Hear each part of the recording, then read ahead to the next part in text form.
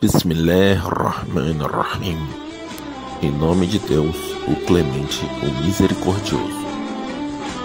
Luz, paz, conhecimento para todo o Brasil.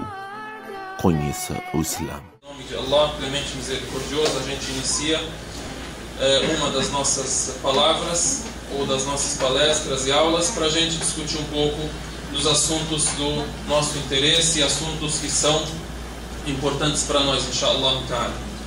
Bom, o assunto é sobre a família, ou vamos dizer sobre o casamento, ou sobre a educação dos filhos. Todos assuntos que se integram e completam um ao outro, ok? De início, a gente também deve levar em consideração que a gente deve aproveitar os assuntos para conhecer outras coisas e também refletir sobre outras coisas. Ou seja, quem não sabe conhece e quem já sabe reflete, lembra, não é? Quando a gente fala sobre família, sobre casamento, a gente tem que lembrar sobre a amplitude da religião do muçulmano. Ou seja, que a religião do muçulmano é abrangente, não é? Não são rituais, oração, doação, um jejum, não. É algo que vai reger a sua vida. É assim que você tem que apresentar o Islã para as pessoas. A religião do Islã não é mais uma religião que vem estabelecer rituais, não. Vem estabelecer aquilo que Allah subhanahu wa ta'ala estabeleceu para o ser humano. Então, uma das particularidades do Islã, o que é a particularidade? Algo que existe na sua religião que não existe em nenhuma outra. É particular seu. Deus te deu isso. O que é? Uma dessas particularidades? A shumuliya, a abrangência. A gente hoje está falando sobre família, não é? Abrange então o sistema familiar. Não é só adoração, mas é adoração, é família, é política, é economia. Vem unir entre todos os aspectos da nossa vida e vem falar sobre todas as nossas necessidades. Família é uma necessidade para nós. E quando a gente viu o ser humano se desligando da família, a gente viu a sociedade se perdendo. Se a gente tivesse uma lousa aqui, a gente podia colocar, por exemplo, a gente tem, primeira coisa, um indivíduo, certo? Cada um de nós. Você, eu, não é? Depois, nós formamos a família, o segundo círculo. E essas famílias formam o quê? A sociedade. Então, para formar a família, a primeira coisa tem que formar quem? O indivíduo. Cada um de nós ser uma personalidade muçulmana, firme, equilibrada, conhecedora. Também das particularidades do Islã, a abrangência. O segundo ponto a gente pode citar o equilíbrio. E aqui na família, quando fala de casamento, de família, a gente vê o equilíbrio. O que é o equilíbrio? Sempre as coisas têm dois extremos e um ponto mediano. Tem a negligência e tem o exagero. Tem gente que é exagerada e tem gente que é negligente. Entre os muçulmanos, por exemplo, há aqueles que negligenciam tudo, não cumprem com isso, não cumprem com a oração, etc. Há aqueles, que são pouquíssimos hoje, que querem só rezar, quando na verdade ele deveria estar no ponto mediano, deveria estar fazendo o quê? Unindo entre todos os aspectos da vida. Ele precisa trabalhar, ele precisa construir família, ele precisa rezar, precisa construir a sua espiritualidade individualmente, depois ele vai construir a sua família, depois ele vai trabalhar, buscar seu sustento, etc. A gente vê isso na época do profeta Muhammad sallallahu alaihi wasallam e tem a ver com o nosso assunto, a família. Há uma história de 3 homens que vieram visitar o profeta sallallahu alaihi wasallam. Vieram perguntar sobre a vida dele, como é. Então, perguntaram sobre Nabi sallallahu alaihi wasallam, como é a vida dele. Quando perguntaram e foram informados, eles acharam aquilo pouco para eles. O que o profeta fazia era pouco. Então eles têm que fazer mais. Por quê?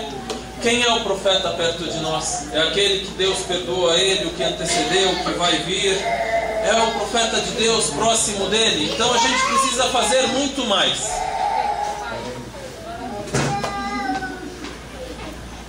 Então um deles disse o quê? Quem conhece a história? Um deles disse: eu vou rezar sempre e jamais vou descansar. De noite, de dia, não quero nem dormir, só quero rezar. O segundo disse, sobre o jejum, disse: irei jejuar todos os dias e não vou desjejuar. Não vou quebrar nem um dia. E o terceiro disse: ana la atazawwaju an-nisa, eu não vou casar. Aí o profeta sallallahu alaihi wasallam ouviu sobre eles, ouviu sobre o que eles disseram. Então chamou os três. Aí disse para eles, a frase que finaliza essa história, disse para eles: ana atqakum lillahi wa akhshakum lah, walakinni usalli wa arqud wa asumu wa uftir wa atazawwaju an-nisa faman raghiba an sunnati falaysa minni. No fim ele disse o quê?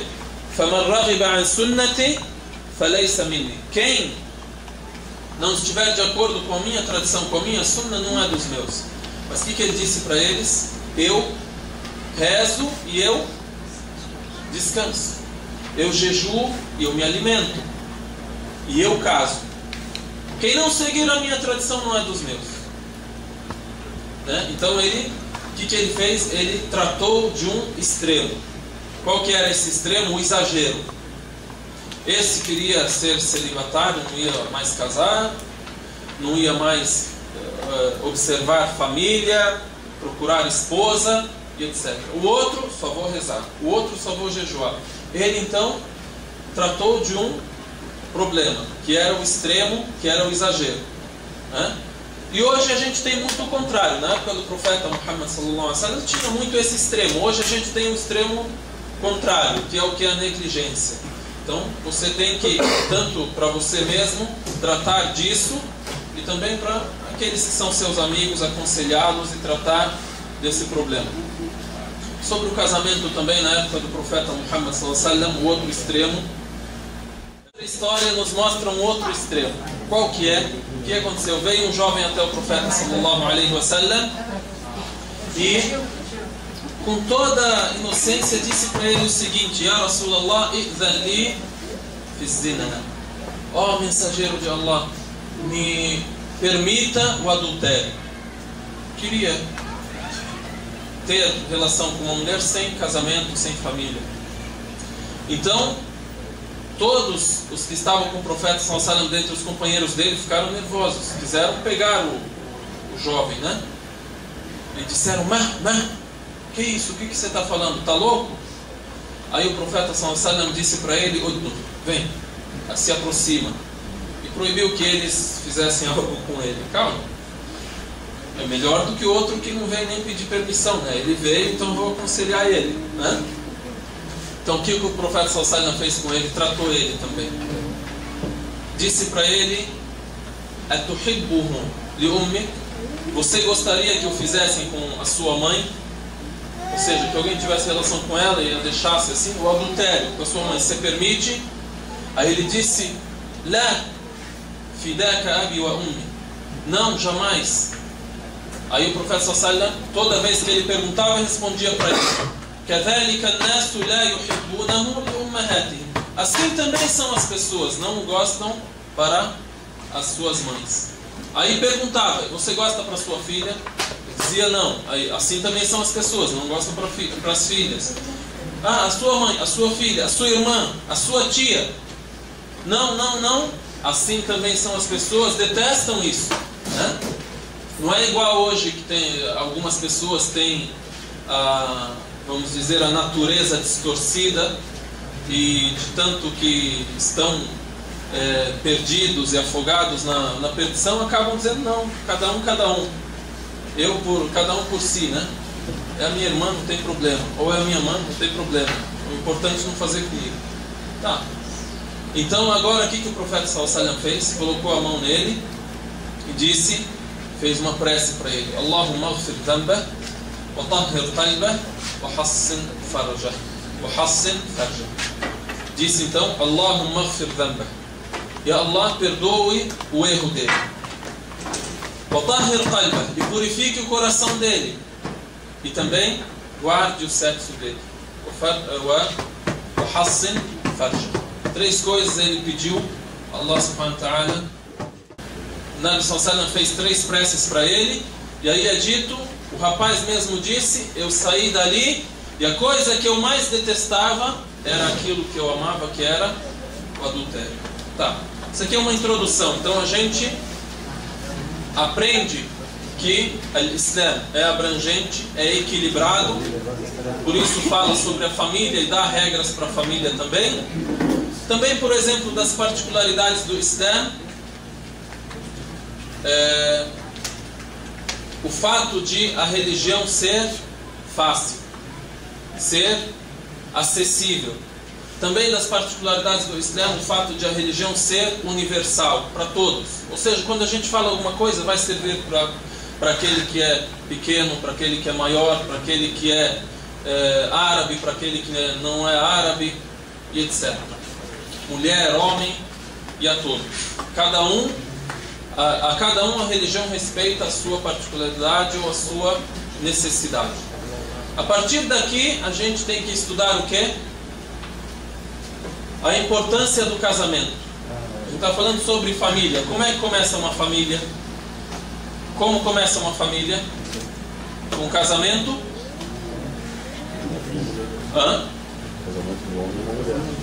Casamento mais específico, então, o casamento de um homem e uma mulher, certo? É importante isso. Como é que começa também? Quem tem outra opinião? Ok. Então, a importância do casamento. O casamento é algo obrigatório, é algo aconselhável, é algo proibido, é algo detestável, é permitido, quem quiser casa, quem não quiser não casa. O que vocês acham? Aconselhável, obrigado, obrigatório, detestável.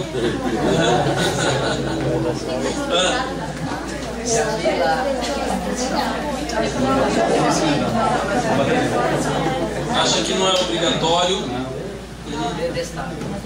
Bom, dizem o casamento vai abranger as 5 sentenças que nós temos na religião.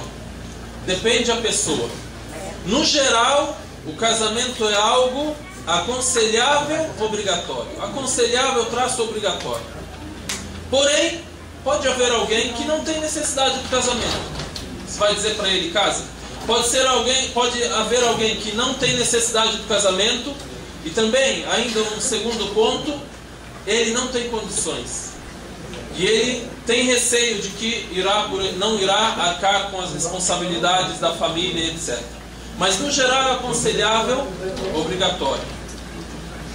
Ok? Por exemplo, olha para o indivíduo, ele vive no Brasil. Vocês sabem a situação do Brasil. Aqui todo mundo é brasileiro e vive no Brasil. A todo local que a pessoa vai, que o homem, que a mulher vai, ele está sujeito ao que hoje chamam de namoro, união entre sexos, adultério e etc. Eu ia falar guerra entre sexos, mas não é guerra, é o contrário, né? Então o que acontece? Para essa pessoa, se ele tiver as condições para casar, para ele é obrigatório. Então ele tem que fazer pesar, ele tem que pesar e medir a situação. Primeiro, se ele tem condições. Segundo, se ele tem condições de se resguardar se ele não casar. Se ele não tiver condições, vai ser obrigatório e ele tem que buscar as condições para casar. Tá? Vamos ver o que o profeta sallallahu alaihi wasallam falou sobre o casamento. Citou e disse: Ya ma'shara ash-shabab man istata'a minkum al-ba'ata falyatazawwaj. Disse: ó jovens, aquele dentre vós que puder casar, que tiver condições de casar, e isso vai as condições tanto financeiras como as condições físicas, etc. Aquele que tiver condições de casar, que o faça. E quem não puder, deve jejuar. Ele citou uma receita, uma das receitas para a pessoa ela ter um resguardo, não ter o seu instinto sexual muito desenvolvido. Para quê? Para ele poder viver sozinho. Ok? Então ele disse o quê? Só o texto. Tradução aproximada. Aquele dentre vós, ó jovens, aquele dentre vós que puder casar, que o faça. E quem não puder, deve jejuar, porque assim irá guardar o seu sexo e irá também resguardar o seu olhar. Uma adoração como o jejum. Depois a gente cita alguns pontos aqui, umas receitas para quem ainda não pode casar. A primeira receita é casar cedo. Não pode casar cedo, tem outras 10 receitas. Tá bom? Mas só passa para a segunda depois de ver a primeira. Allah subhanahu wa ta'ala no Corão Sagrado citou a união entre homem e mulher, e citou o casamento como algo que vai trazer o conforto para o ser humano, vai trazer amor, vai trazer misericórdia. A união entre um casal tem que haver o quê? Amor, carinho, misericórdia. E Deus citou a habitação entre os dois. E citou que Deus criou para o homem a mulher e a mulher para o homem. E citou que Deus criou o homem para a mulher para o homem, para haver isso entre eles. Um versículo bonito que até fala sobre aquilo que a gente estava a falar ontem na khutbah do Jum'ah, que é um dos sinais da criação de Deus. وَمِنْ آيَاتِهِ أَنْ خَلَقَ لَكُمْ مِنْ أَنفُسِكُمْ أَزْوَاجًا لِتَسْكُنُوا إِلَيْهَا وَجَعَلَ بَيْنَكُمْ مَوَدَّةً وَرَحْمَةً وَمِنْ آيَاتِهِ أَنْ خَلَقَ. E dentre os sinais de Allah está o fato dele haver criado para vós as vossas esposas. أَنْ خَلَقَ لَكُمْ مِنْ أَنفُسِكُمْ أَزْوَاجًا. Criou de vós mesmos os vossos pares. Como criou de vós mesmos? Criou a Eva de Adão, né? E aí depois disse o quê? لِتَسْكُنُوا إِلَيْهَا. Primeira coisa é sukna, para que vocês convivam com elas, habitem nelas. Segunda coisa, وَجَعَلَ بَيْنَكُمْ مَوَدَّةً. E fez dentre vós o quê? Amor. وَرَحْمَةً. Misericórdia. Então, o casamento não é algo só para satisfazer um desejo, não é algo só para formar uma família e ter filhos. Não, tem que haver entre o casal convívio. Aí depois, o fim do versículo, إِنَّ فِي ذَلِكَ لَآيَاتٍ لِقَوْمٍ يَتَفَكَّرُونَ. Nisso há sinais para aqueles que pensam, né? Ok? Então isso como introdução. Depois, a gente tem o primeiro passo do casamento, que seria o quê? Al-Khutbah. O que é Al-Khutbah? O que é traduzido assim, bem simplesmente, como o noivado. Mas a Khutbah exatamente é o quê? É a pessoa dar início ao casamento. A pessoa, ela manifestar o seu desejo em casar com fulano. Ou seja, pedir a mão dela em casamento. É isso que é noivado na língua portuguesa? Hã? É isso que é noivado? Fulano está noivo. A gente não pode comparar e exatamente dizer noivo na língua igual noivo para a pessoa que é muçulmana, né? Mas no geral o significado é parecido e é próximo, né? Mas então é a pessoa manifestar o seu interesse. Manifestou o seu interesse, ele já é compromissado com essa pessoa, ela já é compromissada com esta pessoa, com este homem, tá? Aí, na verdade, os nossos organizadores já citaram esse primeiro passo e já colocou lá a escolha do companheiro. Como é que está escrito aí? Quem tem o programa? A escolha correta do companheiro, né? Isso aí é baseado naquilo que o profeta sallallahu alaihi wasallam citou. Aconselhou homem e mulher, depois de serem uma personalidade muçulmana correta, também buscarem formar uma família correta, uma família bem formada, né? aqueles que são casados hoje já também serve isso para eles. Eles buscam isso. Não pensem que a gente só está falando para quem não é casado ainda. Isso aí é para mim, para vocês, para quem é casado, para quem é solteiro, para quem é separado, viúvo, para todo mundo, né? Para os jovens de 10 anos para cima e etc. O que o profeta sallallahu alaihi wasallam disse ao homem? Aconselhou o homem assim, disse para ele: Tunkahul mar'atu li arba'. A mulher geralmente, o homem geralmente tem interesse na mulher por causa de 4 pontos, 4 fatores. Tunkahul mar'atu li arba'.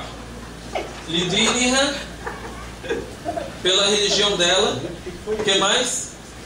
Wali hasabiha, wali jamaliha, wali... Voltando, eu disse jamaliha? Não. Vou dizer de novo. Tunkahul mar'atu li arba'. Li jamaliha, wa hasabiha, wa maliha, wa diniha. O homem tem interesse pela mulher, geralmente, por 4 fatores. Pela sua beleza, pela sua posse, pela sua riqueza, pelo seu dinheiro. 3, pela sua família, a descendência que ela tem. E 4, pela sua religião. Pela sua religião. Aí, Nabi sallallahu alaihi wasallam no fim disse: Fadfar bidhati dini taribat yadak. Então procure aquela que tem a 4ª opção, que é a religião, assim você estará com as mãos cheias. Você triunfará. Ou como disse o profeta, alayhi salatu wassalam. Ou seja, significa que você procura as outras coisas também. E geralmente a pessoa, tanto o homem como a mulher, devem procurar o quê? Procurar a similaridade, a equivalência. Já pensou? Fulano, por exemplo, é uma pessoa simples, sempre teve uma vida simples. Vai, procura e quer uma mulher que tenha castelo, rio de dinheiro. Ela sempre viveu no castelo. Ele vai buscá-la e trazê-la para viver o quê? No seu simples apartamento ou tal. Tem que ser um amor muito grande, né? Não é? Da parte dela, claro, não da parte dele. Não é? Isso aí não são coisas obrigatórias, mas são coisas que devem ser procuradas. Para quê? Para haver um maior sucesso, né? Então, geralmente, há povos no mundo, e antigamente era assim entre os romanos, procuram a beleza, só a beleza. Há povos no mundo, igual era antigamente entre os árabes, e hoje há muito, procuram só a descendência. Tem que ser da tribo fulana, ou da família fulana. Ainda há muito isso. É proibido isso? Não é.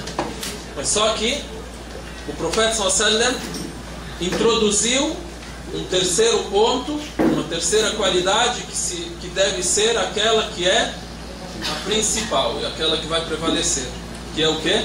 Ad-din.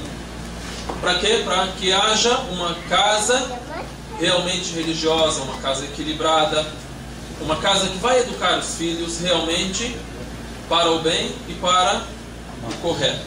Ok? Tá bom. É o homem. Nesse caso é o homem. Poucas são as mulheres que chegam e pedem a mão de um homem em casamento. E é permitido, né?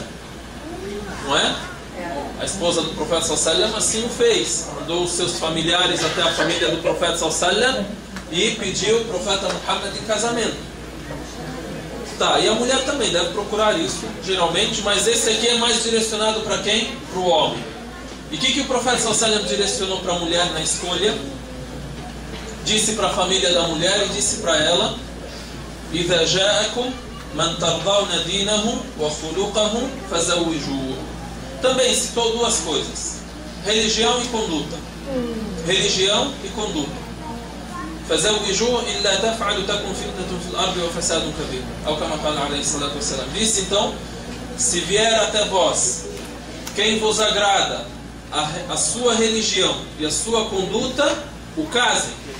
Se não o fizerem, estarão cometendo uma grande corrupção na terra. Se veio até vós quem tem boa conduta, quem tem religião correta, o casem. E se não o fizerem, estarão cometendo um grande erro. Aí hoje também há costumes, e antigamente havia costumes. O que é a religião? A religião vem e estuda aquilo que é o nosso costume. Aquilo que é correto permanece, aquilo que é incorreto anula, e aquilo que é correto, mas precisa de consertos, conserta, né? Então, se antigamente, por exemplo, como há nos dias de hoje, havia o costume, o homem vem, se ele tem dinheiro, ahlan wa sahlan. Se não tem,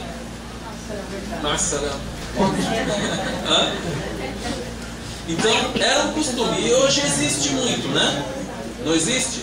Mas o que a gente quer? A gente quer fazer prevalecer o que? A família, a religiosidade, a boa conduta. Meu sonho é que o meu filho tenha um bom pai. O meu sonho é que a minha filha tenha um bom marido. E o resto vem. O resto acontece. A riqueza vai e vem. A riqueza, às vezes a pessoa é rica, às vezes empobrece. Às vezes é pobre e enriquece. E assim vai. O que é o importante então? Qual que é a visão do muçulmano? A visão do muçulmano é essa: religião, conduta. E o restante a gente procura, mas não é condição. O que significa condição? O que é uma condição? Uma regra. Por exemplo, se existe, acontece. Se não existe, não acontece. Por exemplo, uma das condições para a validade da oração é a ablução, né? Se a pessoa não estava no Ida rezou, o que aconteceu? Invalidou a oração. Tá bom. A riqueza não é uma condição no homem para eu aceitá-lo como gênio, mas é uma coisa boa que pode ser assim um ingrediente a mais, uma qualidade melhor. Mas se não tiver o que é condição, não adianta. Então isso não é condição, isso aí é complemento, é acabamento, vamos dizer. Ok? Então isso para os homens e isso para as mulheres. Em seguida vem o casamento e ocorre a união, e o muçulmano tem uma educação para o casamento, uma educação para a criação e a educação dos filhos. Então, em resumo, em primeiro plano a gente introduziu falando sobre as particularidades do Islã. A gente agradece a Allah subhanahu wa ta'ala que temos uma religião que é de Deus e que vem abrangente, abrange a família, abrange a espiritualidade, abrange a minha individualidade, a vida em grupo, a economia, etc. Segunda coisa, é uma religião equilibrada. Me ordena ser uma pessoa mediana. Então, dentro desse contexto, a pessoa, o homem e a mulher, procura a família, procura o casamento. Nem tem o extremo de abandonar o casamento, nem tem o extremo de ser uma pessoa, entre aspas, corrupta, que só procura o desejo sexual, mesmo fora do casamento. E aí, o primeiro passo para o casamento seria a boa escolha do pai. E antes disso, cada um de nós deve ter o quê? Boa formação religiosa e boa conduta.